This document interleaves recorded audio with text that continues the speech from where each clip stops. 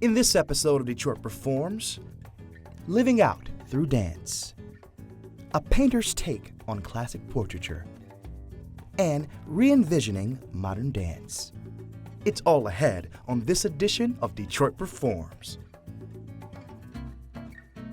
Funding for Detroit Performs is provided by Masco Corporation is proud to manufacture innovative and environmentally friendly products for the home. Delta faucets, craft-made in Merillat cabinets, and Behr brand paints have all been designed with you in mind. Masco and its family of companies, serving Michigan communities since 1929. Funding is also provided by the Michigan Council for Arts and Cultural Affairs, the National Endowment for the Arts, the A. Paul and Carol C. Scott Foundation, and by contributions to your PBS station from viewers like you. Thank you.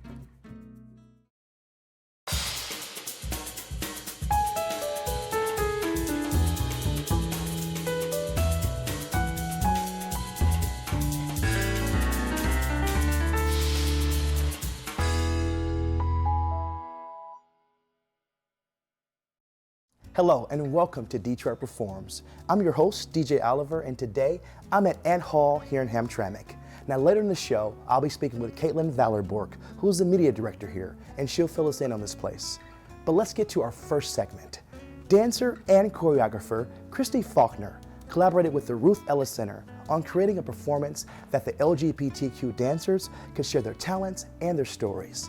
The performance premiered right here at Ant Hall. Take a look.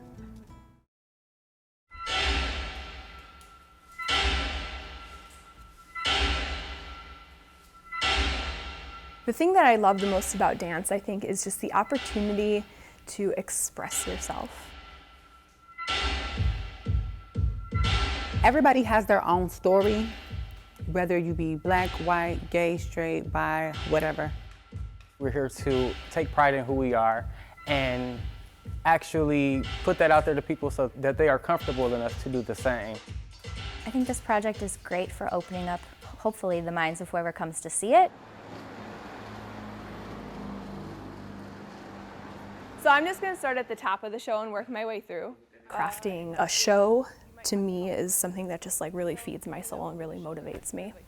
Not in My House is a collaboration between myself and my company, Kristi Faulkner Dance, and the Ruth Ellis Center. So Not in My House is a term that a lot of LGBTQ people have heard. Suppress who you are, or do not be in my house, right?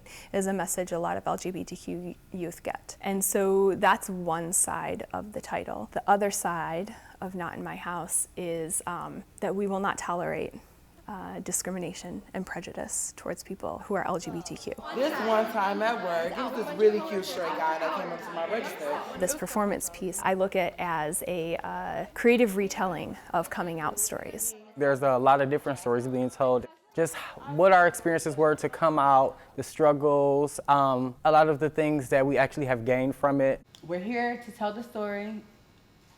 I'm here, living another day. This project is exploring self-identity and the awareness of the LGBT community and how we're not a lot of times accepted within our own families, so how we often go outside of our families to find families and safe havens.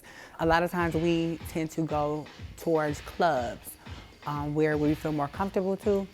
A lot of the movement material comes from voguing and different types of movement vocabulary that is particular to LGBTQ culture. Vogue is just an amazing outlet as far as the style of dance. There are no rules. I like being able to sometimes feel even more feminine one day, and another day I might be a little bit more rough. Vogue gives you the opportunity to change that dynamic and be able to be whatever you want to be at that moment. So it's really just about drawing it out so you don't have pauses. As a choreographer, my approach is to work very collaboratively with the people that I'm involved with in a project. We explore a lot of ideas and then start to develop movement material. And then I view my role as the one who sort of strings it all together and crafts it into something that makes sense. Kristi is awesome as a director. I think that I really love the fact that she's allowing us to artistically just move organically through space. I personally think that the most interesting audio score are the stories. So the guys, they start to pull and snatch and bully people out of the car, taking anything they can get their hands on. Phones, wallets, purses, whatever. And I'm like, OMG, why me? I am trans. The biggest part about people not understanding me is just they don't understand my lifestyle. And because they think it's so much different than theirs, when actuality is very similar, just depending on what type of person they are. This actually allows me to not only give my story, but to be able to understand other people's stories. And if I'm hot shot, mama come my hair at night. My story is derived from my hair. My first year in high school, I was very involved in ministry. I actually was leading in ministry at that point, and I got called into the office that I needed to change my appearance. My hair was too long. So I struggled with that, and I actually cut my hair because I thought it was the right thing to do at the time. But now that I have grown and realized that that was a big part of me conforming to what I shouldn't have been. Just knowing that things like that, little things like that could make or break someone. You know, make or break their confidence and how they view themselves, how they can love themselves. And I think that that is a big part of what my story is about. And I just want to encourage those people to, no matter what, be yourself. I just wanna be myself and I want you to know I am my hair. I think there's a lot of stories that we share that, yes, they are particular to LGBTQ people, but they also have a sort of universality to them that other people can identify with. But Sarah was married, so we just remained pretty good friends, and I just admired her from afar. I think other people can connect with my story specifically because I'm sure most people have been there. We've all had like someone we've been super in love with or super infatuated with or someone we just like want to be around. I think everyone's been there. If you're able to identify with somebody and their story and their experience who you might see as like different from you, you feel like maybe you do share something in common, and hopefully people can become a little bit more tolerant then. I think if you are true to the authentic stories, if you're true to representing people as their authentic selves, then that shows.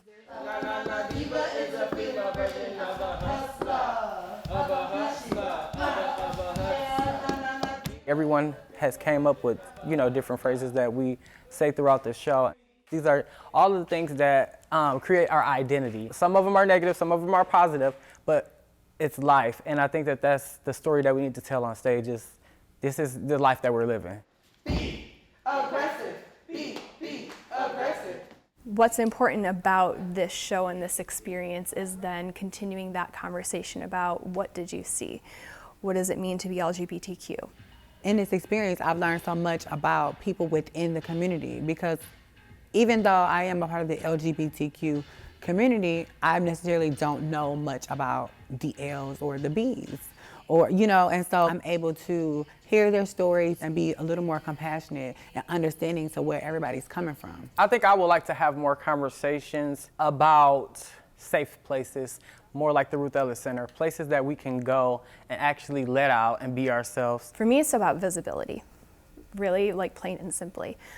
Growing up, I didn't know gay people, I didn't know trans people, I didn't know any non-binary people, I didn't even know what those things were. And I think for young people today, we have more visibility of LGBTQ people. But I think it's important to also have visibility within your own communities.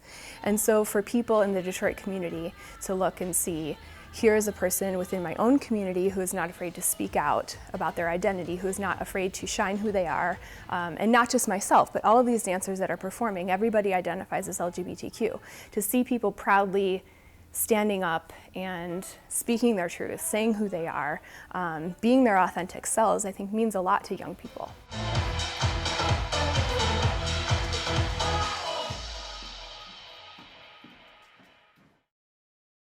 You can learn more about Kristi Faulkner Dance as well as all the artists that we feature on DetroitPerforms.org.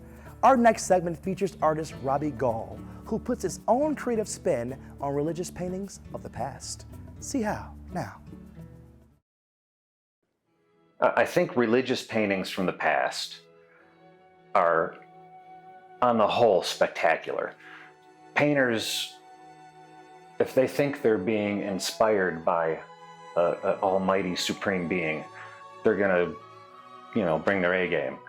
I think all of that stuff is beautiful and inspired work. Now, I don't think you have to be religious to appreciate it. The compositions back then were, I don't even know how they did it. The compositions were so beautiful back then, and it was important to them.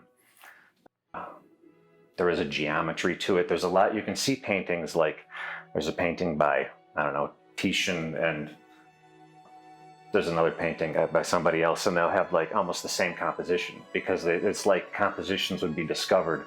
Like, here's a really good way to organize a couple people in a painting, and then other people would use it.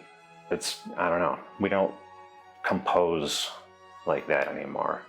So here's what happened, I think. People were going along, doing their thing, Bach and Beethoven and Rembrandt, and making this beautiful, beautiful work. And then something new would happen. Something would break through, like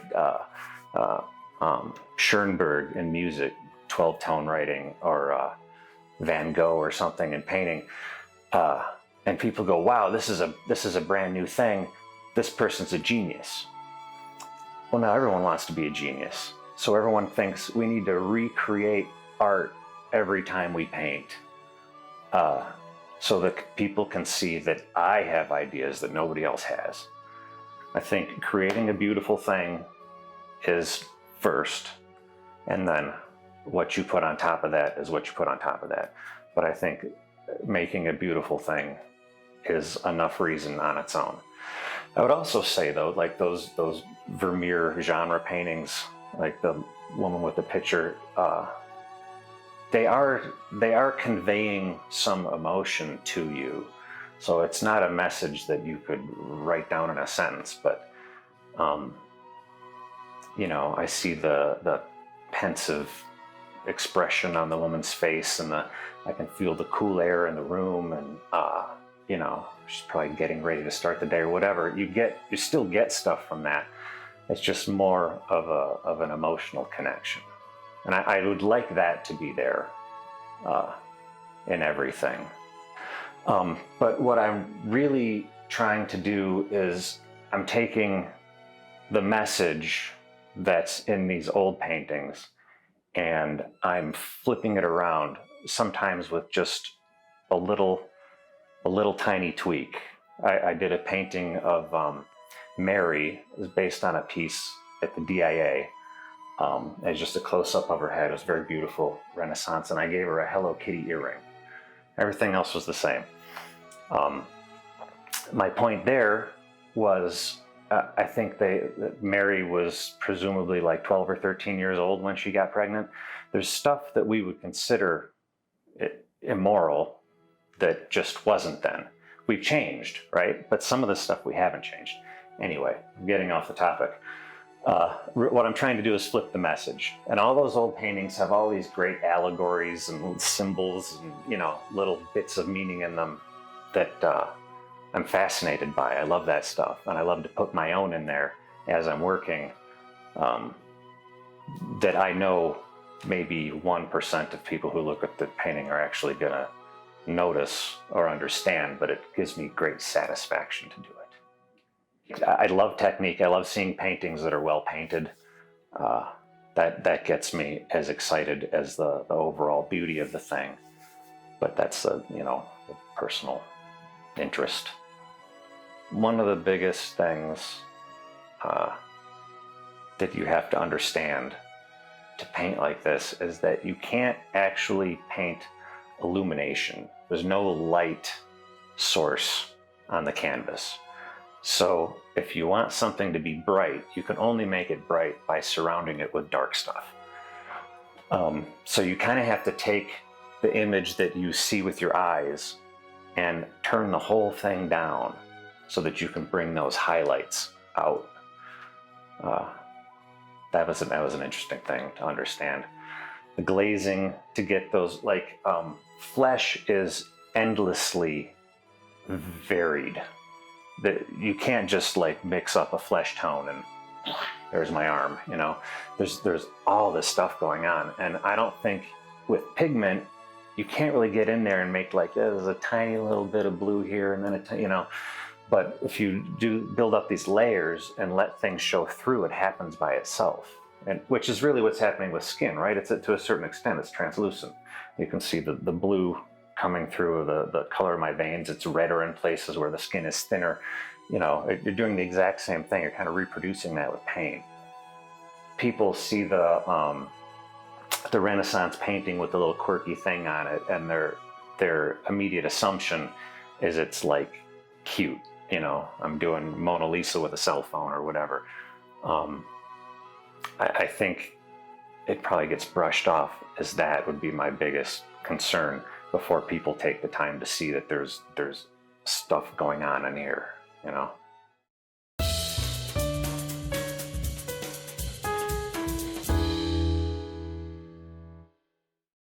What's up, guys? I am here with Kaitlyn Valor Bourque, who is the media director here at Planet Ant.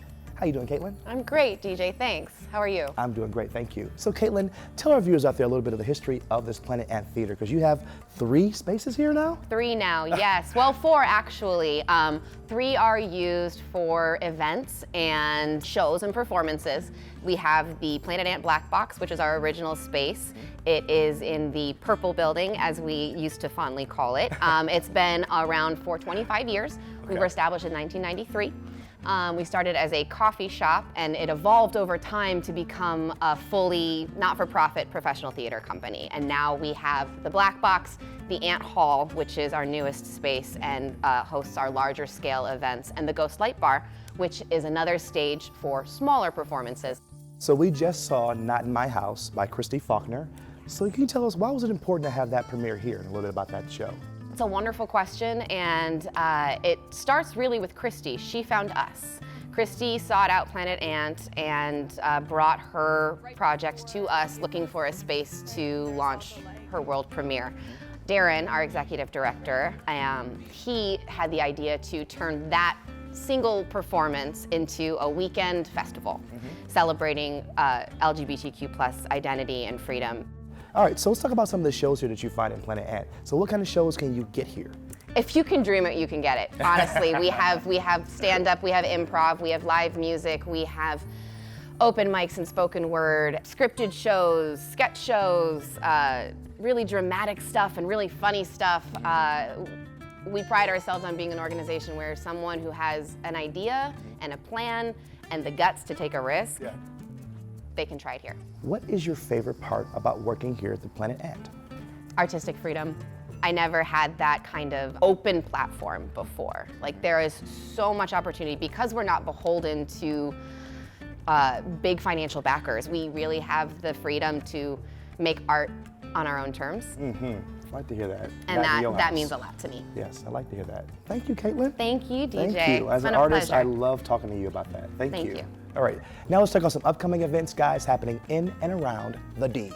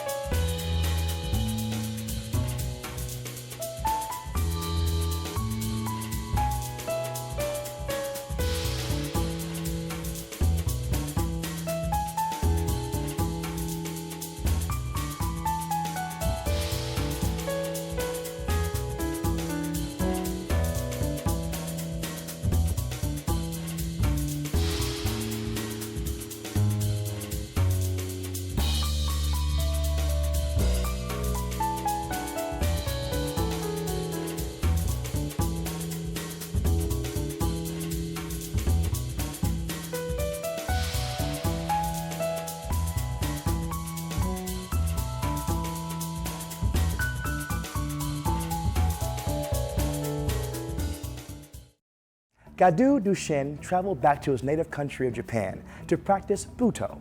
Let's see how this performing art explores the connection between movement and emotion.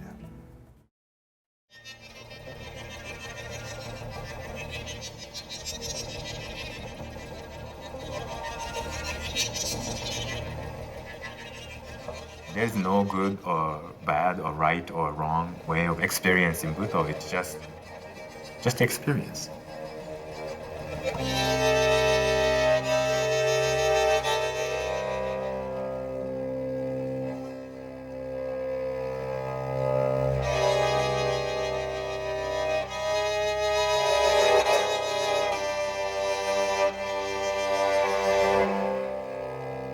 Enjoy whatever you experience.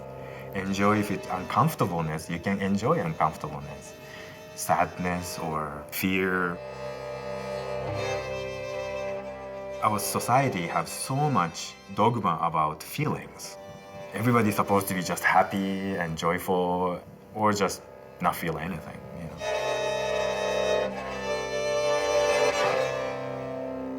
But without feeling, and without noticing what you're feeling and actually confronting and dealing with it, it's almost like not really living.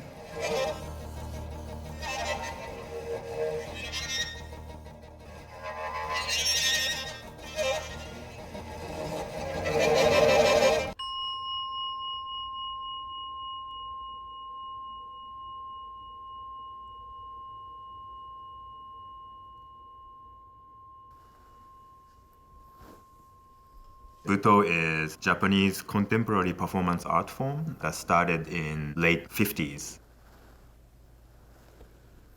French surrealism was coming to Japan, there was Dadaism, and all these contemporary art was coming into Japan. When Butoh first started, it was more of an anti-traditional and anti-establishment movement. They were trying to create a different way of approaching the body and approaching movement. The Butoh in itself doesn't have its own form or technique per se. Butoh is more of a like aesthetics. Western dance resonates with strength of human body, and Butoh actually resonates with weakness of body. In the early 60s, there was a big problem with mercury poisoning in Japan. Mercury poisoning actually make your joint and body kind of shrinks and then basically kind of become like this. And Butoh kind of captured that kind of a movement.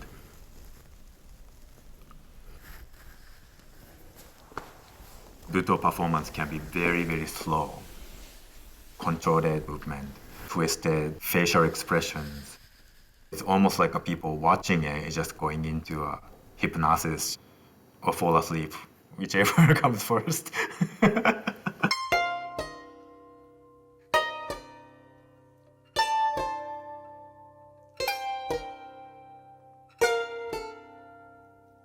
I was born in a little town called Rokugo. When I was 9 years old, I saw West Side Story on TV, and I decided I want to be a dancer. When I graduated University of Minnesota, I started working for Ragamala Music and Dance Theater. Bharatanatyam, the South Indian classical dance, is very strict. All the shapes of body, where the finger is, the angle, everything has to be perfect. I just start wondering, who decides what looks good? Maybe each person have their own movement in their body. And what's wrong with that? Sub-body Butoh was developed by my teacher, Rizon Lee. Sub-body means subconscious body. I went to study with Rizon Lee in 2007. From 10 to 5 every day, 5 days a week. All I had to do was dance Butoh. That's it. That was amazing. And when I came back, I just felt completely disconnected. So I had to do something. So that's kind of how I started teaching. Feel how they feel. In Samadhi Butoh, we actually go into our subconscious and let the movement come to surface. So it's very free. Like each Butoh practitioner has their own way of approaching Butoh. So each person's body is different. Even there is the same kind of instruction or stimulus, everybody's movement is different.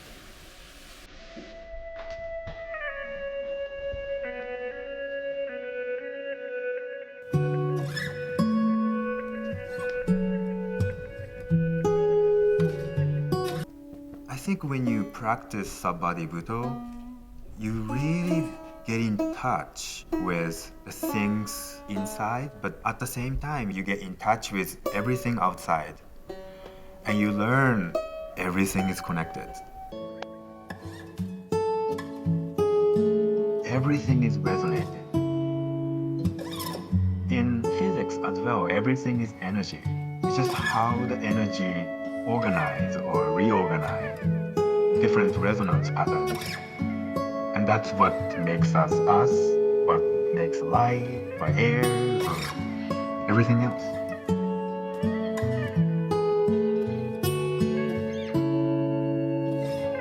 When we are connecting in that level, our perception about what we are and what's others, the sense of separation disappears. You actually feel more compassion. You feel more connected.